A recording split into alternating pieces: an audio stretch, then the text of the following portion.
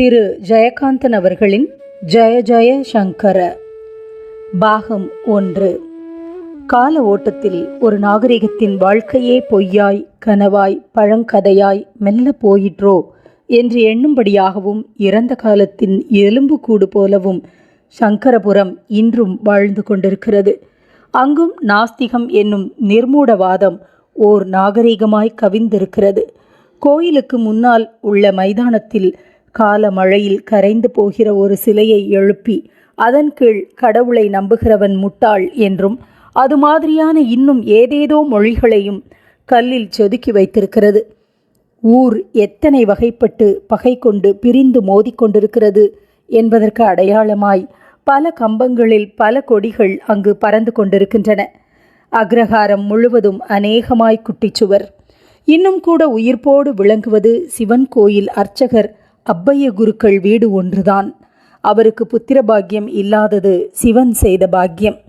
அவருக்கும் குழந்தைகள் இருந்திருந்தால் அந்த சாக்கில் பட்டணத்துக்கோ பம்பாய்க்கோ டெல்லிக்கோ அல்லது வேறு விதேசி தேசத்துக்கோ கூட அந்த அக்ரஹாரத்திலிருந்து சில பேர் போயிருக்கிறார்களே, அது மாதிரி அவரும் போயிருக்க கூடுமாம். அவரது மனைவிக்கே வயது 75க்கு மேல். தலை நடுக்கத்தோடு சம்பிரதாயம் தவறாமல் வீட்டுக்கு முன்னால் ஏதோ கண்ணா பின்னாவென்று கோலம் போடுகிறாள். கை நடுக்கத்தோடு வாசல் மாடத்தில் விளக்கேற்றி வைக்கிறாள். குரல் நடுக்கத்தோடு கௌரி ஸ்தோத்திரம் பாடுகிறாள். பகலில் வீட்டிற்குள் ஓடுகள் சரிந்த கூரை வழியாக வெயிலின் கிரணங்கள் சதுரம் இழைத்து விளையாடுவதை மோவாயில் ஊன்றிய கையுடன் பார்த்து கொண்டிருக்கிறாள். முன்பக்கத்தில் திண்ணையின் மீதுள்ள ஒரு தூண் அடியில் கரையான் அரித்து விட்டதால் ஒரு கருங்கல் முட்டு கொடுக்க நிற்கிறது. ஆனாலும் முன்பக்கத்து உத்தரம் பல்லக்கு போல் வளைந்து தொங்குகிறது. ஒரு கேள்விக்குறி மாதிரி அந்த வீட்டிற்குள்ளிருந்து வெளி உலகத்தை நோக்கி வருகிறார் அர்ச்சகர். இடுப்பில் கோயில் சாவி, கையில் துணியால் மூடப்பட்ட வெண்கல பானை, அதனுள் வெண் சோறு. அவரது நாபியிலிருந்து சரம் சரமாய் பெருகி வரும் மகாருத்ர மந்திரம். குருக்கள் கோயிலை திறந்து உள்ளே போய் கேணியில் தண்ணீர் சேந்துகிறார். கோயில் வாசற்படியில் ஊர் சோம்பேறிகள் கூடியிருந்து புகைத்து எறிந்த பீடி துண்டுகள், வேர்க்கடலை தோல், இன்னும் அவர்கள் அங்கிருந்ததால் சேர்ந்த அனாச்சாரங்கள் அனைத்தும் அடித்து கொண்டு போகட்டும் என்று தண்ணீரை வீசி வீசி ஊற்றுகிறார். பிறகு கோயில் நந்தவனத்தில் சுவர் சரிந்து விழுந்த செங்கற்குவியல்களுக்கு இடையில் போய் மண்டி கிடக்கும் செடிகளிலிருந்து புஷ்பம் கொய்கிறார். சிவலிங்கத்துக்கு அபிஷேகம் செய்கிறார். வஸ்திரம் மாற்றுகிறார். மடியில் இருந்த பொட்டலத்தை அவிழ்த்து சல்லி அளவு உள்ள சந்தன வில்லையை குழைத்து சிவலிங்கத்தின் நெற்றிக்கண்ணை சந்திரன் அளவுக்கு திலகமிட்டு மறைக்கிறார். விளக்கேற்றுகிறார். புஷ்பம் போடுகிறார். வேதம் ஓதுகிறார். கைகூப்பி நின்று கண்ணீர் மாலை வடிக்கிறார். வெண்கல பானையில் உள்ள வெள்ளை சோற்றை நிவேதனம் செய்கிறார். இவரை பற்றி எல்லோரும் என்ன நினைக்கிறார்கள்? எல்லாம் அந்த வெண்கல பானையுள் இருக்கும் வெண் சோற்றுக்குத்தானாம். ஊரில் மிக போக்கிரி என்று பெயரெடுத்த ஒருவன் ஏதேதோ காரணங்களால் மிக செல்வாக்குடையவனாகி கோயில் தர்மகர்த்தாவாகவும் உயர்ந்திருக்கிறான். கோயிலிலிருந்து வீட்டுக்கு திரும்புகிற அர்ச்சகரை ஒரு காலத்தில் வேத அத்தியனம் பண்ணுகிற சங்கர மடமாகவும் இப்போது உரக்கிடங்காகவும் மாறியிருக்கிற அந்த சத்திரத்து திண்ணையில் கால் மேல் கால் போட்டு உட்கார்ந்திருக்கிற அந்த தர்மகர்த்தா பையன் ஒரு பணியாளை அனுப்பி கூப்பிட சொன்னான். குரல் பாய்ச்சி கூப்பிட்டால் அவருக்கு காது கேட்காதாம். இவர்களது பேச்சுக்களையெல்லாம் கேட்டு அவர் மௌனமாய் இருப்பதாலும் இந்த குழந்தைகள் தெருவெல்லாம் கிறுக்கி வைக்கிற வாசகங்களை படித்து எந்த உணர்ச்சியையும் காட்டாதிருப்பதாலும் குருக்களுக்கு காது செவிடு என்றும் பார்வை மங்கல் என்றும் மிக சௌகரியமாகவே பெயர் பண்ணிவிட்டார்கள். இல்லை, அவரே பண்ணிக்கொண்டு விட்டார். சாமி என்று எதிரில் வந்து நின்ற ஒரு நிழலை பார்த்து அது காட்டுகிற திசையில் நின்றிருந்த மனிதர்களையும் பார்த்தார் குருக்கள். அவர் இங்கு வருவதை பார்த்ததும் அந்த தர்மகர்த்தா பையன் மரியாதையாய் எழுந்து நின்றான். அவன் பக்கத்தில் வெளியூர்காரர்கள் என்று பார்த்த மாத்திரத்தில் தெரிகிற 3 பேர் நின்றிருந்தனர். ஒருவன் கழுத்தில் கேமரா மாட்டியிருந்தான். இன்னொருவன் குறிப்பு புத்தகமும் பேனாவும் வைத்திருந்தான். மற்றவன் சும்மா நின்று நகத்தை கடித்து கொண்டிருந்தான். தர்மகர்த்தா குருக்களிடம் உரத்த குரலில் பேசினான். சாமி, இவங்க பட்டணத்திலேருந்து வந்திருக்காங்க. இந்த ஊரை பற்றி என்னமோ பேப்பரில் எழுத போகிறாங்களாம். நீங்கள் தானே எல்லா விஷயமும் தெரிஞ்ச பெரிய மனுஷர் என்றதும் அந்த மூவரும் அர்ச்சகருக்கு வணக்கம் தெரிவித்தனர். உங்களுக்கு என்ன தெரிஞ்சுக்கணும் என்று அந்த மூவரையும் பார்த்து கேட்டார் குருக்கள். ஆச்சாரிய சுவாமிகள் திரு அவதாரம் செய்த க்ஷேத்திரம் இல்லையா இது? அவா பிறந்த வீடு, பூர்வாசிரமத்திலே அவா குடும்பம், அவளை பற்றி இன்னும் திவ்யமான செய்திகள் எல்லாம் உங்களைப் போல பெரியவாளுக்கு எவ்வளவோ தெரிஞ்சிருக்குமே. அதில் கொஞ்சம் இந்த ஊரை பற்றி கொஞ்சம், கோயிலை பற்றி விசேஷங்கள் இருக்குமே அதில் கொஞ்சம், உங்களை பற்றியும் கூட கொஞ்சம் சொல்லணும் என்று ஒருவன் கேட்டுக்கொண்டிருக்கையில் ஒருவன் ஃபோட்டோ எடுத்தான். அந்த மின்னல் வெளிச்சத்தில் அர்ச்சகரின் கண்கள் கூசின. எல்லாத்திலேயும் கொஞ்சம் கொஞ்சம் போருமோ என்று வாய்க்குள் முனகி கொண்டார். சரி, பின்னோடே வாருங்கோ என்று மூவரையும் அழைத்து கொண்டு வேறு ஏதாவது என்று தர்மகர்த்தாவை பார்த்தார். எங்கள் ஐயர் பழைய சமாச்சாரமெல்லாம் ரொம்ப தெரிஞ்சவர், அந்த காலத்து மனுஷன். வாயை கிளறி விட்டீங்கன்னா நிறையவே விஷயம் வரும் என்று மற்றவர்களிடம் சொன்னான் தர்மகர்த்தா. குருக்கள் அதையெல்லாம் காதில் வாங்கி கொண்டதாக காட்டிக்கொள்ளாமல், அப்ப நான் வரேன் என்று திரும்பி நடந்தார். ஊர் பார்க்க வந்த மூவரும் அவரை தொடர்ந்தனர். அக்ரஹாரத்துக்கு வருகிற போது ஒரு பழைய வீட்டின் முன் நின்றார் அர்ச்சகர். இதுதான் பெரியவா பிறந்த வீடு. பூட்டி கிடந்த அந்த வீடு உடனே ஃபோட்டோ எடுக்கப்பட்டது. அந்த காலத்திலே மகாலிங்க ஐயர்னு ஊரில் மகா சிரேஷ்டரான பிராமணர். வேத பர்வதம், சாஸ்திர சமுத்திரம். இந்த கோயிலும் ஊரும் அவர் பரிபாலனத்திலே இருந்ததுன்னு சொல்லணும். இப்போ சித்தமின்னே நீங்கள் நின்றுருந்தேளே உரக்கிடங்கு, அதுதான் அப்போ சங்கரமடம். வேத பாடசாலை. மகாலிங்க ஐயருக்கு ஏக புத்திரனாக பிறந்தார் சங்கரன். பூர்வாசிரமத்திலே அவருக்கு பெயர் சங்கரன். 10-12 வயசு வரைதான் இங்கே இருந்தார் என்று சொல்லி ஒரு வினாடி அவர் மனம் அந்த காலத்து சங்கர மடத்து வேத ரீங்காரத்தில் லயித்தது. ஃபோட்டோ எடுத்துக்கொண்டதும் பரபரவென்று விஷயங்களை எல்லாம் ஒருவன் குறித்து கொண்டான். மகாலிங்க ஐயருக்கு சதாசிவ ஐயர்னு ஒரு தம்பி. அவரும் அண்ணாவை போல சம்ஸ்கிருதம், தமிழ், மேலும் இங்கிலீஷ் எல்லா பாஷைகளிலும் தேர்ந்தவர். மகாலிங்க ஐயர் காலத்தில் இங்கிலீஷ் மோகம் அறவே கிடையாது. அறிவோம்னு இந்த ஊர்லேருந்து டவுனுக்கு போய் இங்கிலீஷ் படிப்பு படித்தவரே சதாசிவ ஐயர் தான். அவருக்கு பின்னாலே எவ்வளவோ பேர் போனா, என்னென்னவோ படித்தா. கடைசியிலே ஒவ்வொருத்தரா எங்கெங்கேயோ எல்லாருமே போயிட்டா. அது வேற கதை. அர்ச்சகர் வீடு நெருங்கியதும் உடன் வந்தவர்களை திண்ணையில் உட்கார சொல்லிவிட்டு, ஏதாவது தாகத்துக்கு சாப்பிட்றேளா, மோர் தரட்டுமா என்று அவர்களை உபசரித்தார். கதை கேட்கிற சுவாரஸ்யத்தில், உங்களுக்கு சிரமம் வேண்டாம், ஜலம் மட்டும் கொடுங்கோ போரும் என்றனர் மூவரும். உள்ளே போய் வெண்கல பானையை வைத்துவிட்டு வேறு ஒரு செம்பில் ஜலமும் தமிழரும் கொண்டு வந்து அவர்கள் முன் வைத்தார். மகாலிங்க ஐயரின் தம்பி சதாசிவ ஐயரை பற்றி சொல்லின்றிருந்தேள் என்று விட்ட இடத்திலிருந்து கதையை எடுத்து கொடுத்தான் குறிப்பு புத்தகத்தோடு இருந்தவன். சதாசிவ ஐயர் இங்கிலீஷ் படிக்க போனார். அப்போ கூட ரொம்ப ஆச்சாரத்தோடு இருந்தார். அதெல்லாம் சும்மா சொல்லப்படாது. அவர் மேல் சட்டையை கூட போட்டுக்க மாட்டார். ஊருக்கு வெளியே போய் சட்டை மாட்டிக்கொண்டு காலேஜுக்கு போவார். திரும்பி வரச்சே ஊர் எல்லையிலேயே சட்டையை கழற்றி கொண்டு ஆற்றில் ஸ்நானம் செய்துவிட்டுத்தான் அக்ரஹாரத்துக்குள் நுழைவார். அப்படித்தான் இருந்தார் கடைசி வரைக்கும். திடீர்னு அவருக்கு காந்தி மேலே ஒரு பிரீத்தி, வெறியே ஏற்பட்டுடுத்து. சட்டை கூட போட்டுக்காத மனுஷன் காந்தி குல்லாயை மாட்டிண்டு ஆலய பிரவேசம், தீண்டாமை ஒழிப்புன்னு ரொம்ப தீவிரமாகி சேரிக்கே போக ஆரம்பிச்சுட்டார். அப்புறம் என்ன நடந்தது? நகத்தை கடித்து கொண்டிருந்த மூன்றாம் அவன் ரொம்ப ஆர்வமாய் கேட்டான். மகாலிங்க ஐயருக்கு நான் எவ்வளவோ தைரியம் சொல்லி பார்த்தேன். ஆனால் அவர் இந்த ஊர்லேயே இருக்க மாட்டேன்னு சம்சாரத்தையும் அழைச்சுண்டு காசிக்கு ஓடி போயிட்டார். போகிறபோது தன் ஒரே மகன் சங்கரனை ஸ்ரீமடத்திலே விட்டுட்டு போனார். பூர்வாசிரமத்திலே குழந்தையா பார்க்கறச்சையே தெய்வ அனுகிரகம் பெற்ற குழந்தைன்னு நேக்கு தோணி இருக்கு. வாருங்க, ஆத்தங்கரை வரைக்கும் போயிட்டு வரலாம், ஊரையும் பார்க்கலாம் என்று அர்ச்சகர் முன்னால் நடந்தார். ஒரு நாள் மாட்டு தோல் வார் போட்ட தமுக்கை மார்மேலே சாத்திண்டு ஆலய பிரவேசம்னு இந்த கோயில் முன்னாலே தண்டோரா போட ஆரம்பிச்சுட்டார் சதாசிவ ஐயர். அப்புறம் என்ன ஆனார்? அண்ணாவும் மன்னியும் இவாளை விட்டுட்டு போனதும் சதாசிவ ஐயர் குடும்பத்தோடு கிளம்பிட்டார். அதோ தெரியறது பாருங்கோ, ஆற்றுக்கு அக்கறையில் சேரி, மூங்கில் குடின்னு பேர்.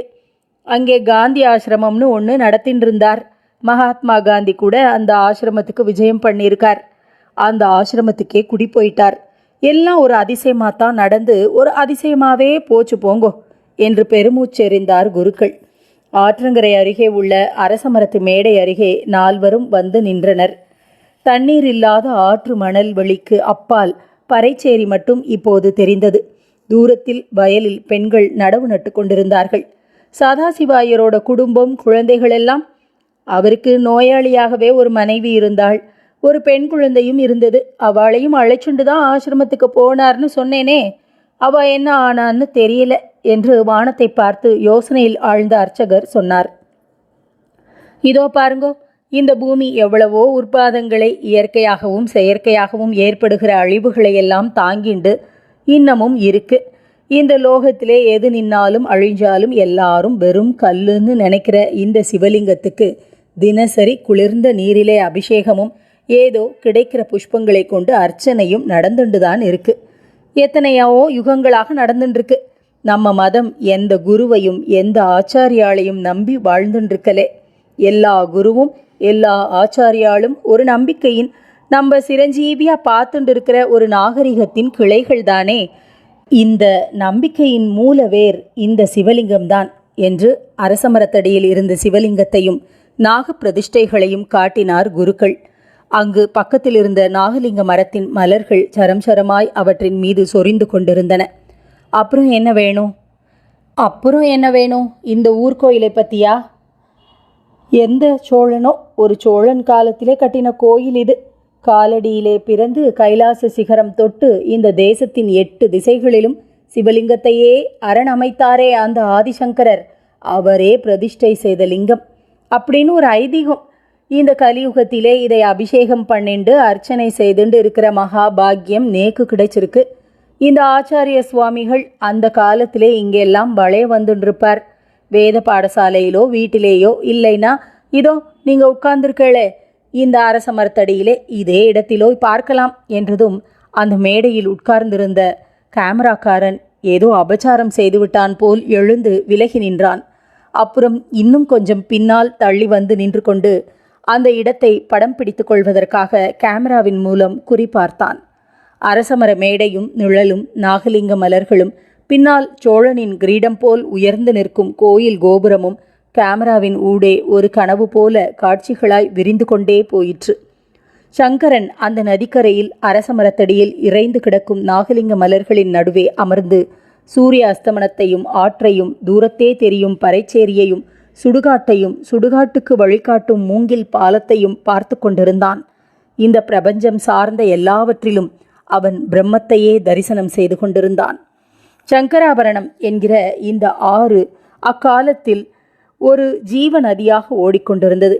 ஒரு நாகரிகத்தின் உயிரோட்டம் மாதிரி இந்த நதியில் எப்போதும் நீரோட்டம் இருந்தது. கோடை காலத்தில் கூட அகன்ற மார்பில் கிடக்கும் யக்ஞோபவீதம் மாதிரி பளிங்கு போல் தண்ணீர் ஏதோ ஒரு ஓரத்தில் சலசலத்து ஓடிக்கொண்டிருந்தது. ஆற்றங்கரை படித்துறையை தழுவிக்கொண்டு எப்போதும் நீர் பெருகி ஓடும். இந்த படித்துறையில் அக்ரஹாரத்து அந்தணர்கள் மட்டுமே நீராடுவார்கள். மரத்தடியில் உள்ள விக்கிரகங்களுக்கு காற்றடிக்கிற போதெல்லாம் புஷ்பார்ச்சனை சொரியும். அந்தணர்கள் குளிக்க வருகிற போதெல்லாம் மந்திரங்களும் ஸ்தோத்திரமும் காலையும் மாலையும் இங்கு கேட்டுக்கொண்டே இருக்கும். படித்துறையிலிருந்து மேலேறி சில அடிகள் நடந்து ஈரக்கால் உலர்வதற்கு முன்பு எட்டிவிடும் அக்ரஹாரம். எண்ணி 8 வீடுகள். திண்ணைகளிலெல்லாம் செம்மண் கோடுகளால் கரை கட்டி இடப்பட்ட மாக்கோலம் வெண்மையாய் ஜுவலிக்கும். வீதியில் நடப்பவர்களுக்கு நடுவில் வழிவிட்டு 2 புறமும் சாணம் தெளித்து போடப்பட்டிருக்கும் பொடிக்கோலம் பொழுதெல்லாம் அழியாது. சக்கரம் உடைய வாகனாதிகள் அக்ரஹாரத்துக்குள் வராது. அக்ரஹாரத்தின் மறுமுனையில் சிவன் கோயில் கோபுர கலசம் பொன்னாக மின்னும். நந்தியும் துவஜஸ்தம்பமும் இடைமறிக்காமல் இருந்தால் ஆற்றங்கரை படி ஏறியவுடன் லிங்க தரிசனமே கிட்டும். சதா சந்தனக்காப்பில் குளிர்ந்து இருக்கும் அந்த லிங்கத்துக்கு சங்கரலிங்கேஸ்வரர் என்று ஸ்தல புராணம் திருநாமம் மொழிகிறது. கோயிலின் பின்னாலும் மற்ற 3 புறத்திலும் வேளாளர், கம்மாளர், வாணியர், சேணியர், குயவர் தெருக்கள் ஒன்றிலிருந்து ஒன்றாய் வாழைப்பூ உரித்த மாதிரி தொடர்ந்து ஒரு பிறை போல் வளர்ந்து மேற்கு புறமாய் வந்து ஆற்றை தொடும். அக்ரஹாரத்துக்கும் கோயிலுக்கும் நடுவே மைதானம் மாதிரி ஓர் இடைவெளி. அதன் இருபுறமும் கோட்டை மாதிரி தூண்களுடைய 2 கட்டிடங்கள். ஒன்று கோயில் பரிபாலனம் செய்யும் அலுவலகம், இன்னொன்று சங்கரமடம்.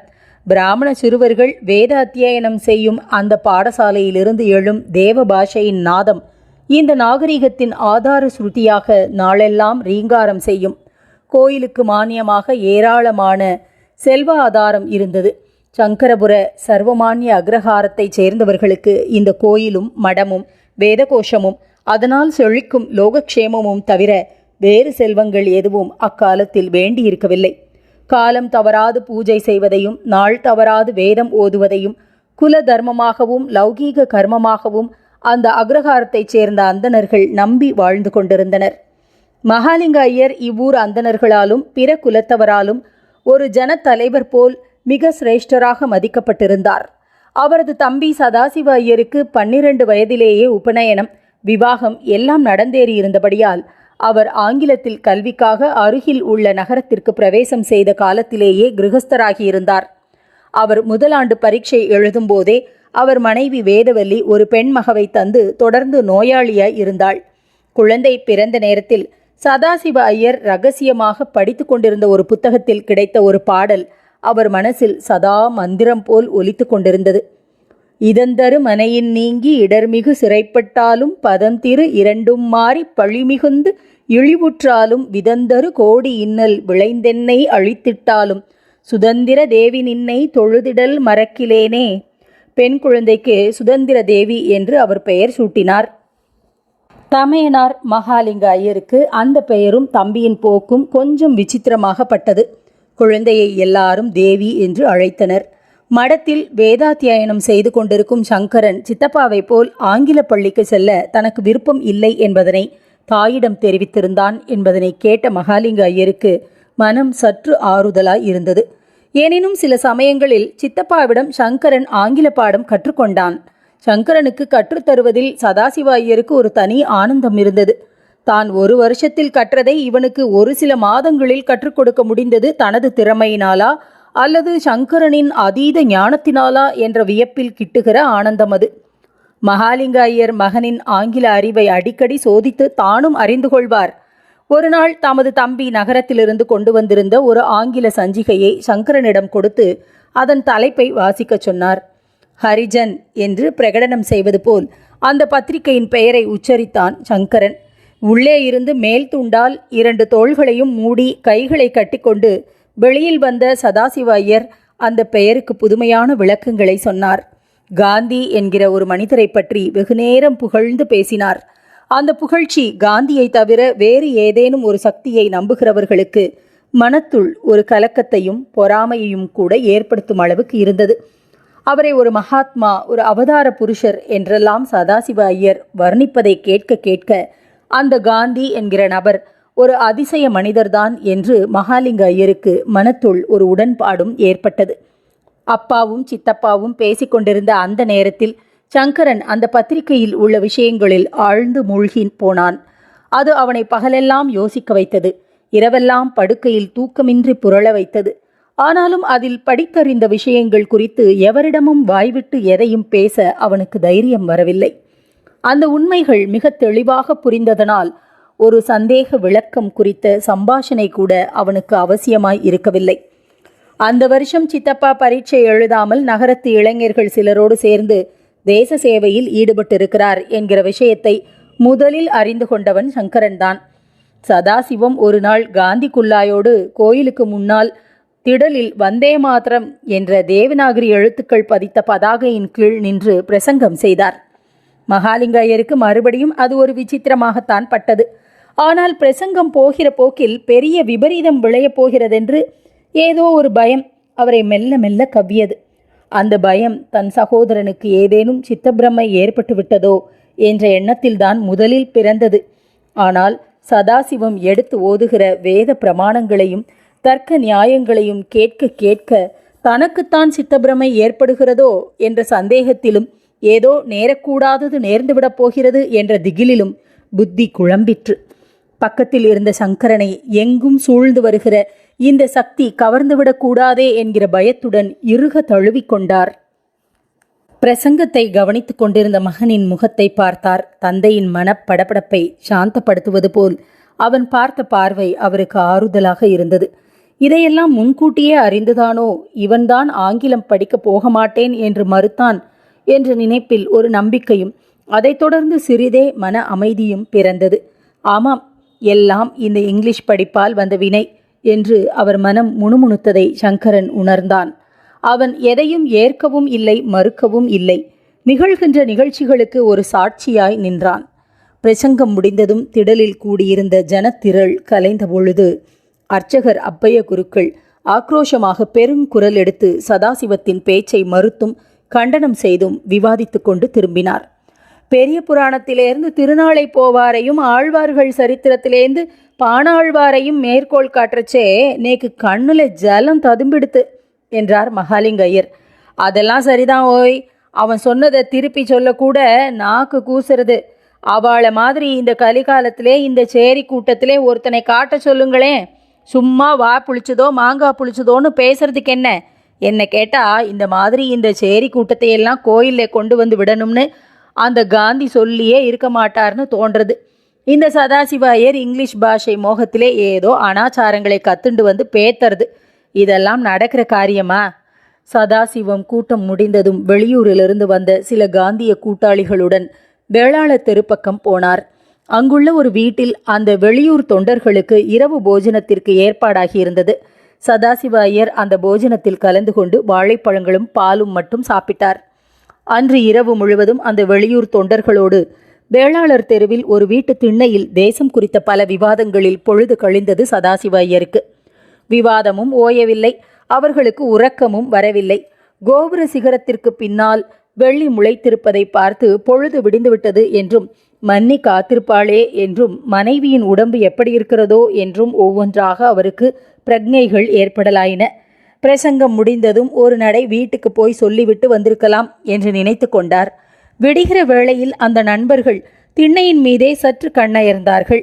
சுவரோரமாக புகை படிந்த சிம்னி விளக்கின் திரியை குறைத்து அவர்கள் சிறிது தூங்கட்டும் என்று அரவமில்லாமல் சதாசிவ ஐயர் மட்டும் இறங்கி வேளாளர் தெரு நெடுக நடந்தார். மறுபடியும் சுய நினைவு அற்று வீடு, தமையனார், மன்னி, நோயாளி மனைவி எல்லாம் மனசில் தேய்ந்து மறைய செய் அல்லது செத்துமடி என்ற வாசகமும் காந்தியின் நினைவும் இரவெல்லாம் அது குறித்து அந்த நண்பர்கள் பேசிய பேச்சுக்களும் அவர் சித்தத்தில் கவிந்தன. அக்ரஹாரத்து பக்கம் போகாமலேயே வேறு புறமாய் ஆற்றங்கரையை அடைந்தார் சதாசிவம். படித்துறையில் தூரத்தில் தமையனார் வேட்டி துவைத்து கொண்டிருப்பதை பார்த்தார். இவர் படித்துறைக்கு போன வேளையில் மகாலிங்க ஐயர் ஸ்நானம் முடித்து சூரிய நமஸ்காரம் செய்து கொண்டிருந்தார். அவரது கிரியைகள் யாவும் ஒரு பழக்கத்தால் நிகழ்ந்தனவே அல்லாமல் அவரது நினைவு முழுவதையும் நேற்று மாலை அவரது தம்பி நிகழ்த்திய பிரசங்கத்தின் வாசகங்கள் திடீரென்று எழுந்து கவிந்து புலன்களை தாக்கியவாறே இருந்தன. ஸ்நானம், சூரிய நமஸ்காரம், ஜபதபம் எல்லாவற்றையும் ஒரு அஷ்டாவதானி மாதிரி நிறைவேற்றிவிட்டு ஈர வேஷ்டியை தலைக்கு மேல் பிடித்து காற்றில் உலர்த்தியவாறு சதாசிவம் குளித்து வரும் வரை நாகலிங்க மரத்தடியில் காத்து நின்றார் தமையனார். சதாசிவ ஐயரும் தமையனாரோடு ஒரு சம்பாஷணையை தவிர்க்க விரும்புகிறவர் போல் நெடுநேரம் சூரிய நமஸ்காரம் செய்து கொண்டிருந்தார். இந்த அனுஷ்டானங்களிலெல்லாம் இவனுக்கு இன்னும் நம்பிக்கை இருக்கிறதென்பதில் தமையனாருக்கு சற்று மனம் குதூகலப்பட்டது. இருவரும் ஒருவரை ஒருவர் பார்த்து கொண்டபோது மகாலிங்க ஐயர் உடனே கேட்டார், நேற்று நீ என்ன அப்படி பேசினாய்? தமையனாரும் தம் பிரசங்கத்தை வந்து கேட்டிருப்பார் என்கிற விஷயம் இப்போதுதான் நன்றாக உரைத்தது சதாசிவத்துக்கு. அவர் கேள்விக்கு பதிலொன்றும் சொல்லாமல் அவரே மேலும் பேசட்டும் என்று கொஞ்சம் மௌனமாய் இருந்தார். தமையனார் குரல் தழுதழுக்க 2 கைகளையும் தம்பியின் முன்னால் நீட்டி, நாஸ்திகால் கூட தேவல, உனக்கு புத்தி கெட்டு போச்சோடா, நிஜத்தை சொல்லு, அந்த மகாத்மாவா இப்படியெல்லாம் சொன்னார்? யார் சொல்லி இருந்தாலும் ஏதாவது எங்கேயானு நடக்கட்டும், இந்த சங்கரபுரத்திலே அதெல்லாம் வேண்டாம். உன்னோட சிநேகிதாளண்ட நீ கொஞ்சம் நல்ல புத்தி சொல்லப்படாதோ? எங்கள் ஊர் சேரியில் யாரும் சிவலிங்க தரிசனம் பண்ணணும்னு துடிக்கல. சும்மா இருக்கிற சங்க நீங்கள் யாரும் ஊதிக்கெடுக்க வேண்டாம்னு சொல்ல வேண்டிய பொறுப்பு இல்லையோ நோக்கு என்று பேசிக்கொண்டே இருவரும் அக்ரஹாரத்துக்குள் நுழைந்தார்கள். வீடு வருகிற வரை தெருவில் இது குறித்து ஏதும் பேசாமல் ஈஸ்வர ஸ்லோகங்களை மனதுள் முனகியவாறு நடந்தனர்.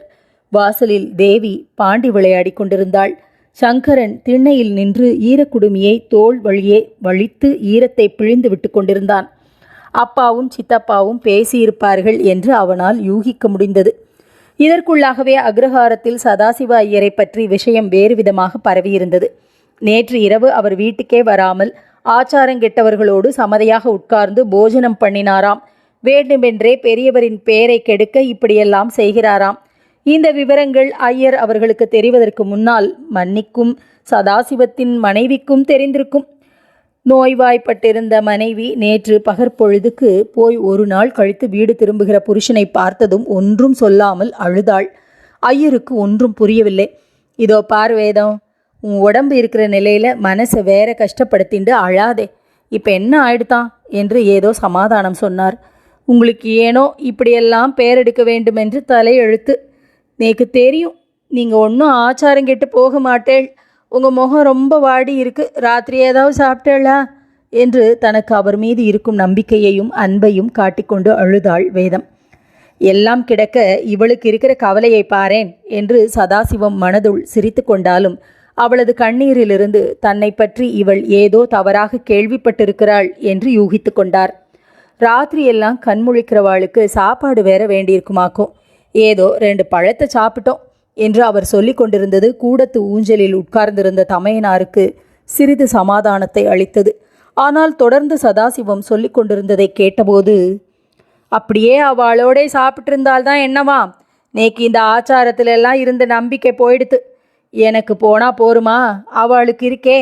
அதனால்தான் என்னை பொறுத்த வரைக்கும் ஐயர் சாஸ்திரிங்கிற பட்டத்தை எல்லாம் விட்டுட்டாலும் ஊரில் இருக்கிறவா இப்போவும் என்னை ஐயரேன்னு தான் கூப்பிடுறா. நேத்திக்கு ராத்திரி கூட என்னவோ தீண்டத்தகாதவன் மாதிரி ஒதுக்கி வச்சு ஒரு சீப்பு பழமும் ஒரு செம்பில் பாலும் கொண்டு வந்து கொடுத்தா. மூங்கில்குடி பறைச்சேரியில் நாங்கள் ஒரு ஆசிரமம் நடத்த போகிறோம். ஹரிஜன குழந்தைகளையெல்லாம் சேர்த்து அவளுக்கு சம்ஸ்கிருதம், ஆங்கிலம், தமிழ் எல்லா கல்வியும் கற்றுத்தரப்போகிறோம். கமிட்டியிலே என்னை தலைவராக போட்டிருக்கா என்று ரொம்ப பெருமையாக சொல்லிக்கொண்டார் சதாசிவ ஐயர். மின்சாரத்தின் அதிர்ச்சியை கூட அறியாத அந்த கிராமத்து சனாதனியாகிய மகாலிங்க ஐயருக்கு தம்பியின் போக்கால் ஏற்பட்ட அதிர்ச்சியில் நெற்றியெல்லாம் வியர்த்து உடல் நடுங்கிக் கொண்டு